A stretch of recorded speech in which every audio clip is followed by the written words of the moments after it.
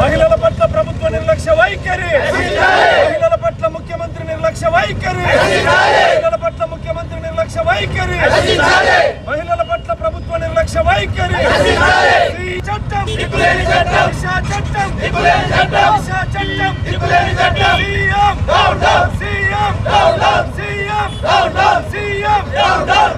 మహిళల పట్ల ప్రభుత్వ నిర్లక్ష్య వైఖరి.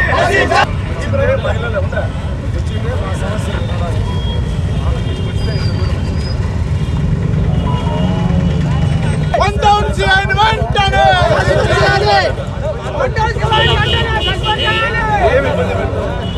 వచ్చిందే మహిళల కోసం రక్షణ కోసం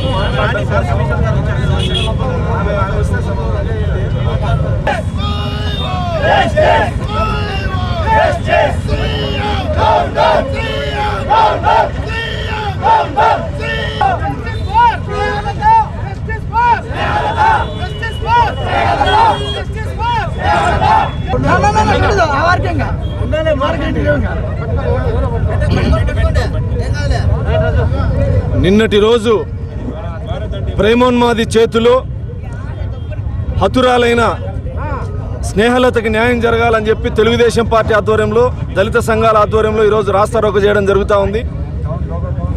స్నేహలతకు న్యాయం చేయడం కోసం మహిళా కమిషన్ చైర్మన్ ముఖ్యమంత్రి గారి ఆదేశాల మేరకు వచ్చారని మేము అనుకున్నాం.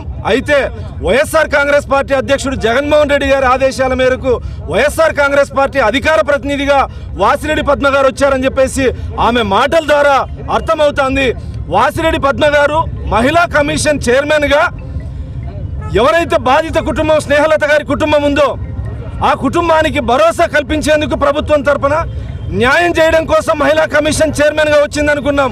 అయితే వైఎస్ఆర్ కాంగ్రెస్ పార్టీ అధికార ప్రతినిధిగా వచ్చి గత ముఖ్యమంత్రిని చంద్రబాబు నాయుడు గారిని విమర్శించడం కోసం అధికార ప్రతినిధిగా వచ్చిందని చెప్పేసి ఆమె పర్యటన ద్వారా అర్థమవుతోంది. అమ్మ, మీరు ఒక తల్లి, ఒక మహిళగా, మహిళా కమిషన్ చైర్మన్గా స్పందించాల్సినటువంటి మీరు నీచ రాజకీయాలు చేయడం కోసం, అంత దూరం నుంచి ఎవరిని కాపాడడం కోసం, ఎవరిని వెనకేసుకురావడం కోసం, ఎవరి ఆదేశాల మేరకు మీరు వచ్చారు ఇక్కడికి? ఒక 19 సంవత్సరాలు 20 సంవత్సరాలు ఒక అమ్మాయి నిర్దాక్షిణ్యంగా హత్యకు గురైతే రాజకీయాలు చేయడం కోసం వచ్చారా? ఈ రాష్ట్రంలో మహిళలు తగలబడిపోతా ఉంటే ఒంగోలులో వికలాంగుల చైర్లో నిండు ప్రాణం ఉన్నట్లుగానే తగలబడిపోతే అక్కడికి పోని మీరు, పులివెందల్లో ఒక దళిత మహిళని నిర్దాక్షిణ్యంగా హత్య చేస్తే అక్కడికి పోని మీరు, కళ్యాణదుర్గంలో ఒక మైనార్టీ మహిళని అత్యాచారం చేస్తే స్పందించని మీ కమిషన్ ఈ రోజు ఇక్కడికి వచ్చి చంద్రబాబు నాయుడు గారిని విమర్శించడం కోసం వస్తా ఉన్నారా? 5 సంవత్సరాల పాలనలో మహిళల పట్ల జరిగినటువంటి అన్యాయాల మీద, ఈ 19 సంవత్సరాల కాలంలో ఎస్సీ ఎస్టీ బీసీ ముస్లిం మైనార్టీ మహిళల పట్ల జరిగిన హత్యల పట్ల చర్చకు వచ్చే దమ్ము వైఎస్ఆర్ కాంగ్రెస్ పార్టీకి కానీ ప్రభుత్వ ప్రతినిధులకు కానీ ఉందని చెప్పి సందర్భంగా ప్రశ్నిస్తా ఉన్నా. అణగారిన వర్గాలు ఎస్సీ ఎస్టీ బీసీ ముస్లిం మైనార్టీ మహిళలకు అన్యాయం జరిగితే ఒక న్యాయం, సంపన్న వర్గాల మహిళలకు జరిగితే ఒక న్యాయమా? స్నేహలత కుటుంబానికి తక్షణ సహాయం కింద 50 లక్షలు ప్రకటించాలి. వారిని కఠినంగా శిక్షించాలి. శిక్షించేంత వరకు మేము పోరాడుతాం. ఒక దిక్కులేని చట్టాన్ని, మహిళల మాన ప్రాణాలని కాపాడలేనటువంటి దిశా చట్టాన్ని తెచ్చి, బతికున్నప్పుడు కాపాడలేని చట్టాలు, మరణించిన తర్వాత ఎవరి కోసం ఈ చట్టాలు? కాగితాల వరకే పరిమితం. తలతిక్క చట్టాలు తెచ్చి ఈ రాష్ట్ర ముఖ్యమంత్రి గారు మహిళల మాన ప్రాణాలకి ఇబ్బంది జరిగితే గన్ కంటే ముందు జగన్ వస్తారని గాలి మాటలు కట్టిపెట్టి ఈ రాష్ట్రంలో రాక్షస పాలన జరుగుతోంది. మరణ మృదంగం జరుగుతోంది. మహిళ మాన ప్రాణాలు గాల్లో కలిసిపోతున్నాయి. ఈ రాష్ట్ర ముఖ్యమంత్రికి చిత్తశుద్ధి ఉంటే స్నేహాలతని హత్య చేసిన వాళ్ళని కఠినంగా శిక్షించాలి. ఇంకొకరు మహిళల జోలికి పోవాలంటే ఆలోచించే విధంగా, భయపడే విధంగా చట్టాలని అమలు చేయాలని చెప్పేసి తెలుగుదేశం పార్టీ ఆధ్వర్యంలో మేము డిమాండ్ చేస్తా ఉన్నాం.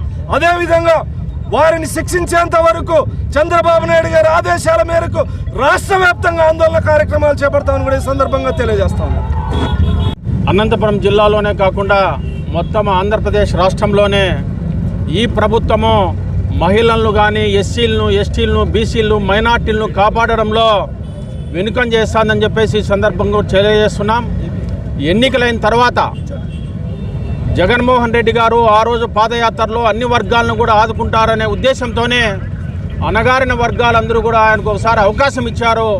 ఆ అవకాశాన్ని ఉపయోగించుకొని మహిళల యొక్క మాన ప్రాణాలను కాపాడుకోకుండా రౌడీలు, గూండాలు వాళ్ళందరి ద్వారానే అలాంటి వారికి వాళ్ళని కాపాడుకుంటున్నారు. ఇప్పటికైనా కూడా ఈ ప్రభుత్వం కూడా మించిపోయింది లేదు.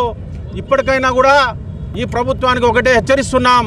దళిత వర్గాల ద్వారా, ఎస్సీ, ఎస్టీ, బీసీ, మైనార్టీల ద్వారా, వాళ్ళ యొక్క ప్రతినిధుల ద్వారా ఇప్పటికైనా కూడా మీరు కక్ష సాధింపు చర్యలు మానుకోండి.